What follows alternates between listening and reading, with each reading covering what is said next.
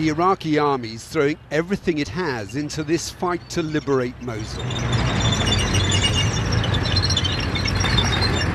At night, tanks and armoured vehicles manoeuvred into position, ready to begin the offensive.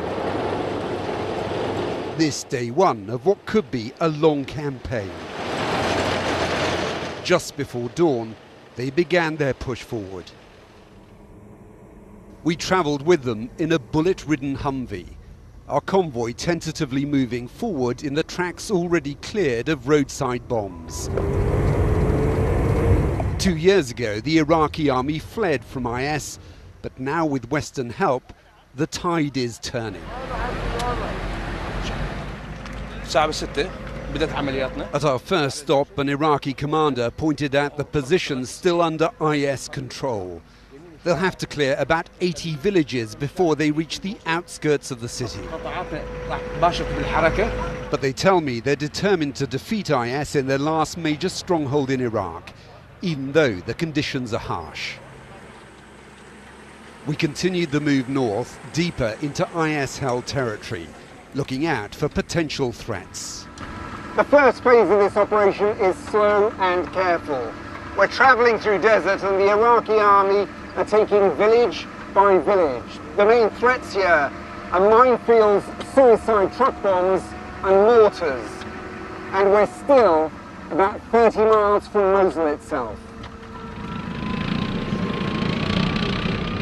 Then the first signs of resistance. A tank fired at a suicide truck bomb before it could wreak its havoc.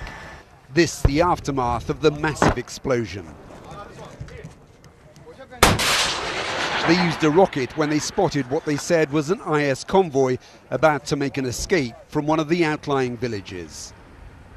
But they say they're also being helped with intelligence provided by Iraqi citizens still living under IS control.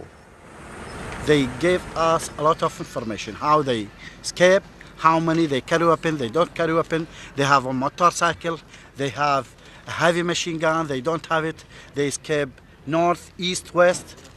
So you've got people inside who are passing information to you? We have sources. The Iraqi army's among few of the forces that will be allowed to enter Mosul. The majority of its troops are Shia, reflecting the population of the country. They still hope they'll be greeted as liberators in a city mostly made up of Sunnis. But there are also fears this fight could end with a more divided country. Jonathan Beale, BBC News, on the road to Mosul.